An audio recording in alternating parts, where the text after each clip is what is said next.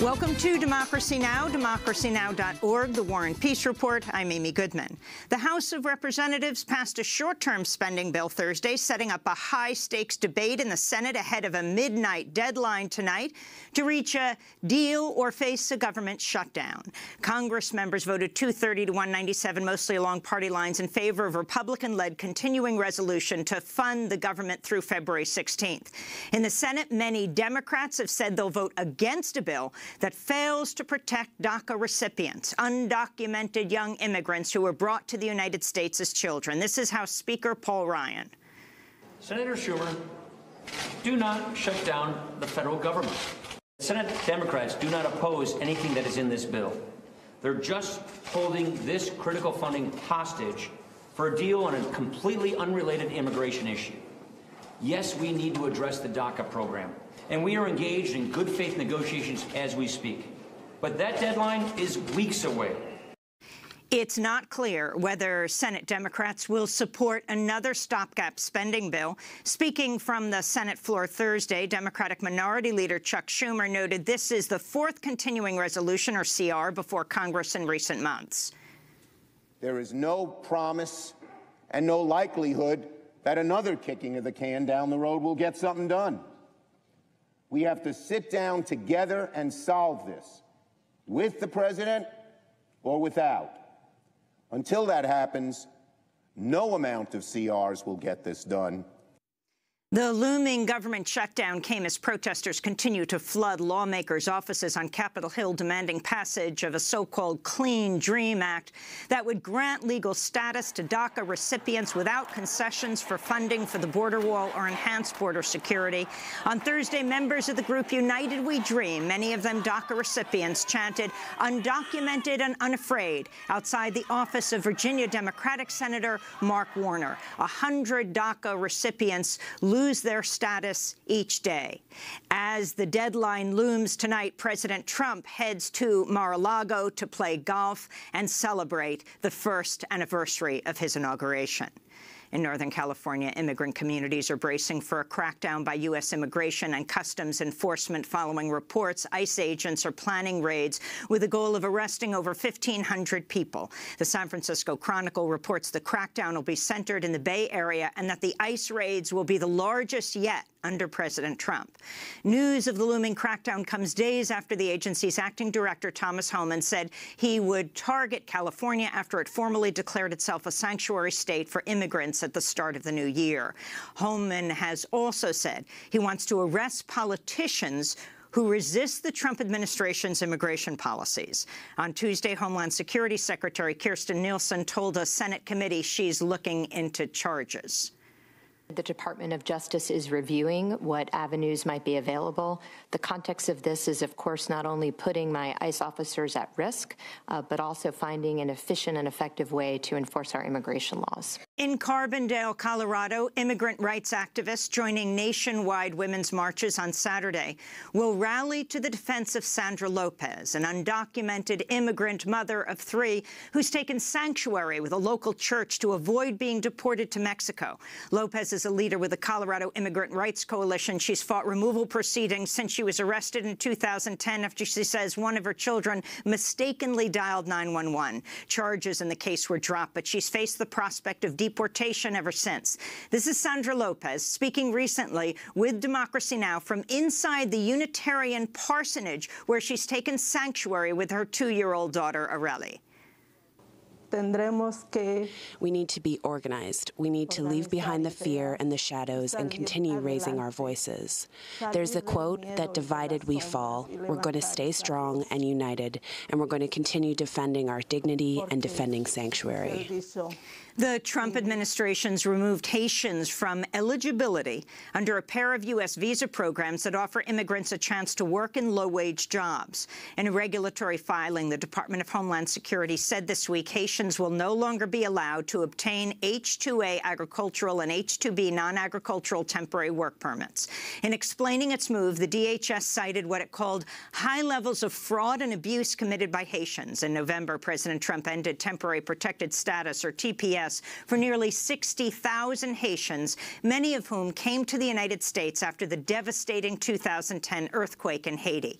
In Haiti's capital, Port-au-Prince, demonstrators gathered Thursday outside the U.S. Embassy to protest Trump's policies and to condemn his recent remarks in which he called Haiti, El Salvador, and African nations S-hole countries. This is David Oxygen of the Movement for Liberty and Equality of Haitians. We're saying that Donald Trump is a racist, criminal president. We are declaring him persona non grata. He can't step foot on this land, the land of Jean-Jacques Dessalines, the father of the nation. He shouldn't come to any country in the Caribbean nor any in Africa because he treats those countries like... The U.S. Supreme Court's frozen a lower court ruling striking down North Carolina's congressional district map as unconstitutional. The High Court's 7-2 ruling was submitted without explanation, with Justices Sonia Sotomayor and Ruth Bader Ginsburg dissenting. Last week's lower court ruling marked the first time a federal court has struck down a congressional map because of political gerrymandering. Thursday's freeze by the Supreme Court is likely to keep in place North Carolina's long, winding, and oddly shaped congressional districts through November's midterm elections in a delay that'll likely benefit Republicans. New data from NASA and the United Nations show 2017 was among the hottest years in recorded history, second only to 2016, as global carbon dioxide levels soared to a new record level and global surface temperatures rose by 2 degrees Fahrenheit above pre-industrial levels. This is Omar Badur, senior scientist with the World Meteorological Organization. Today we can announce that 2017 year is equally second warmest along with 2015. And we can also say that is part of the 3 warmest years on record. The 3 warmest years on record are namely 2015, 2016, and 2017. 2017's near-record heat came without El Niño weather patterns that historically drive global temperatures higher, suggesting human activity has dwarfed natural variability as the largest driver of climate change. Secretary of State Rex Tillerson has announced U.S. troops will remain indefinitely in Syria. But let us be clear. The United States will maintain a military presence in Syria, focused on ensuring ISIS cannot reemerge. Tillerson said the troops are needed to counter the government of Syrian President Bashar al-Assad and Iranian influence. This comes as the monitoring group Air Wars has revealed as many as 6,100 civilians were killed in U.S.-backed airstrikes in Syria and Iraq last year, 3 times higher than the previous year. Meanwhile, tensions rising on the northern border of Syria as Turkey's preparing for what looks like an assault in the Kurdish enclave of Afrin. The Trump administration acknowledged Thursday it's withholding $45 million in emergency food aid pledged to Palestinians living under Israeli occupation. This is State Department spokesperson Heather Nauert speaking Thursday. That was something that we had planned to make a contribution in early 2018 for that $45 million for the West Bank Gaza emergency appeal, and that was simply for food aid. We routinely provide them with that type of forecasting. At the time, though, when we provided that note, that information to UNRWA, we made it clear that it was a pledge, it was not a guarantee, and that it would need to be confirmed later. The move to withhold food aid came as the Trump administration cut off a further $65 million in annual U.S. funding for UNRWA. That's the United Nations Agency for Palestinian Refugees. Meanwhile, the Trump administration said Thursday it would relocate its embassy from Tel Aviv to Jerusalem by the end of the year, a move condemned by Palestinians who say negotiations over the final status of the city are critical to any future peace agreement. In Egypt, media activists have launched a new archive holding hundreds of hours of footage shot and collected around the 2011 revolution that toppled longtime dictator Hosni Mubarak. The archive, named 858, an archive of resistance, was compiled by the Egyptian media collective Mosireen and is accessible online at 858.ma. Back in the United States, President Trump's appointee to the federal agency that runs AmeriCorps and other service programs has resigned after CNN aired a series of comments he made disparaging women, Muslims, blacks, immigrants, gays, lesbians, and trans people. Carl Higbie is heard in remarks to radio shows as recently as 2016 saying black people suffer from lax morality and that they think that breeding is a form of employment. Higbie is also heard saying U.S. citizens should have the right to shoot migrants in the face at the U.S.-Mexico border. Higbie led the pro-Trump Great America PAC and served as a surrogate for then-candidate Donald Trump in 2016 when he defended Trump's proposed registry of Muslims by citing World War II Japanese-American internment camps as a positive thing.